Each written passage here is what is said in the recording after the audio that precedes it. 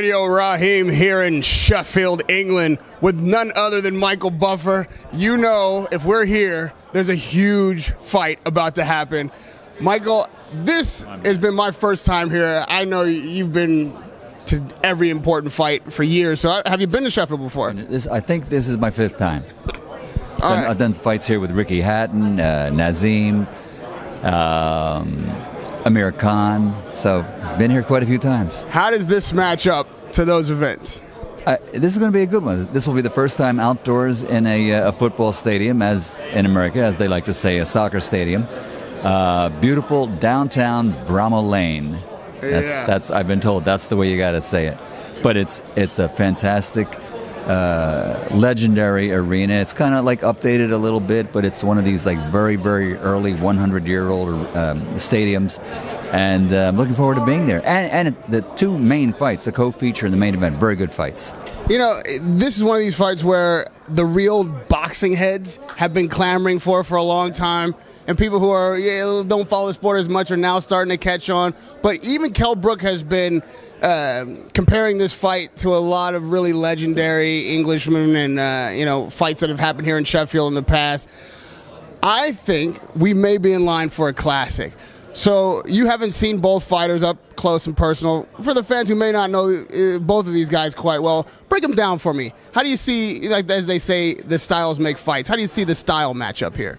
Style-wise, that's hard for me to comment on. But we can look at it this way. The challenger, I think all knockouts for the last 3 years.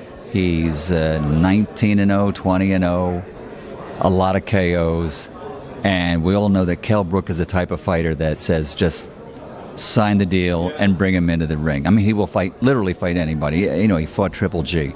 If you told him to fight a heavyweight, he would say, okay, if the price is right, I'll fight him. And he would put on a hell of a fight. That's just the type of guy he is. I'm sure you heard a few weeks ago these rumors that maybe the fight won't happen because KELL, he had surgery after the Triple G fight. He had gone up to the middleweight limit. And now he has to come back down to 147. And then all of a sudden we see these pictures on the internet where he's just shredded as usual. You know, he trains hard, he's focused. And Spence Jr. is, an undefeated fighter. And KELL, undefeated also as a welterweight. Never lost a welterweight fight. This is one of those fights that we've talked about many times where you wanted to see both guys come forward and come to get it, and we have those kind of fighters. That's what I mean, like stylistically. Even though people think that KELL BROOK is more of the boxer and maybe ERROL SPENCE is a slick puncher, that kind of style matchup is going to make for an exciting night, and this is the kind of fight that Michael Buffer and I like to see. We tell you this every time, so Saturday night is what we're going to get. We may get a repeat, though, of much the same kind of thing, because we made a little news. Hey guys, that's right. We made. Let me get on this side over here. Okay, nuts. All right, we're good. We made a little news this week, talking to Eddie Hearn about the Klitschko Joshua rematch. He's all but said it's a done deal. Are you prepared to go there and announce that kind of spectacular show again? And do we get the same kind of? I saw your interview. Oh. And wow.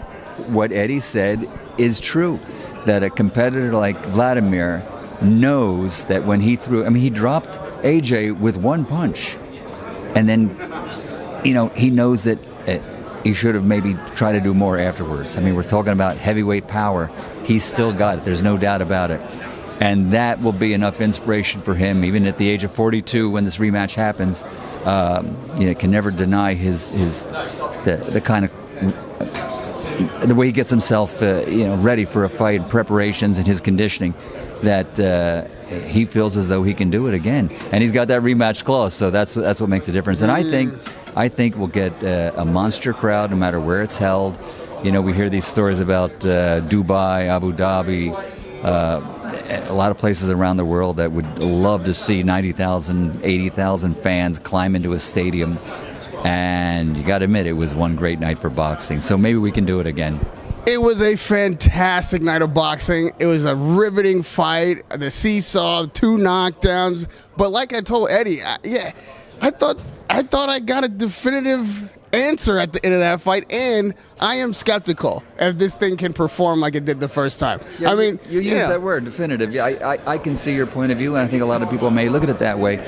But what we love about heavyweights is we know that if a 240-pound woman hits you just right, you're going to go out. You're going to go to sleep. And Vladimir Klitschko, comes in with that heavyweight punch, and that's what makes heavyweight fights compelling, is the big boys can bang.